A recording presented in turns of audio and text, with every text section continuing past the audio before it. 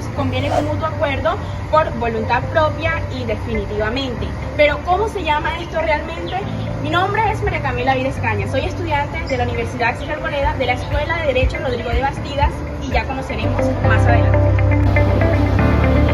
La transacción como terminación anormal del proceso es un acuerdo entre las partes donde éstas concurren para ponerle fin a un litigio de manera definitiva, ya sea antes o después del proceso. En lo laboral se conoce como conciliación y no recae sobre derechos ciertos o causados. La transacción como contrato debe ser ejecutada por la persona que sea capaz y que además disponga de los elementos u objetos que concurren en la transacción. El apoderado o mandatario no puede transigir a no ser que tenga una autorización especial en el cual se indique cuáles son los derechos, los bienes o las acciones que se vayan a transigir. En la transacción no se puede transigir sobre derechos inajenables o inalienables, como los del Estado Civil, que se encuentran consagrados en los artículos 2473, 2474 y 2477 del Código Civil. La transacción produce un efecto de sentencia ejecutoriada con valor de cosa juzgada. Por lo tanto, si se da antes de la demanda, puede obtenerse como sección previa o perentoria, pero si se da después, debe ponérsele un término al proceso por medio de un auto donde el juez estipule que se adapta a lo exigido. Sin embargo, cuando se trata de aquellos efectos como la innovación por obligaciones solidarias o por litisconsorcio necesario, no es necesario esto. En la transacción deben surtir efectos entre los contratantes, pero si hay otras personas dentro del proceso, estas no se van a aprovechar de ello, ni tampoco se van a beneficiar de ello.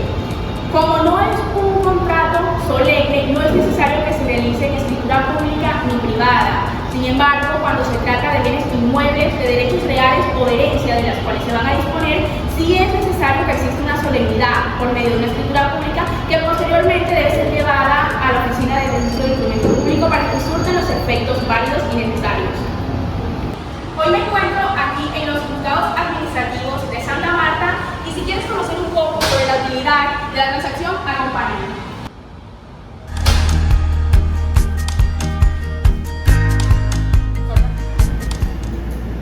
Una de las características principales de la transacción es que es un contrato, en el cual ya se ha dicho, las voluntades conceden un mutuo acuerdo del cual se pueden desprender ciertas obligaciones.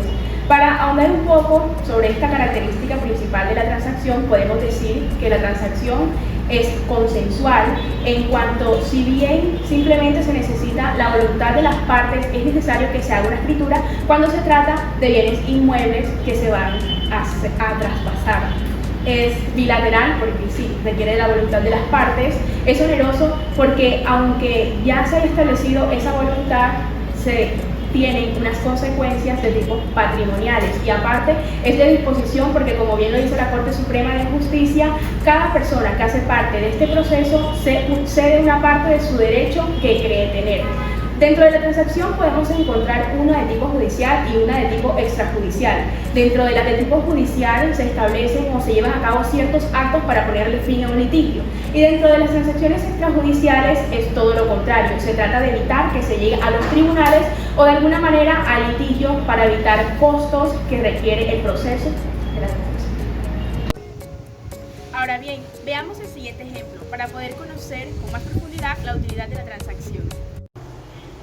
Ahora bien, no dudamos en afirmar que la importancia y la utilidad práctica de la transacción es enorme, puesto que por medio de la transacción las partes se dictan su propia sentencia, entre comillas, ahorrándose los costos de toda índole que implique un proceso, atendiendo a razones de celeridad, economía y eficiencia.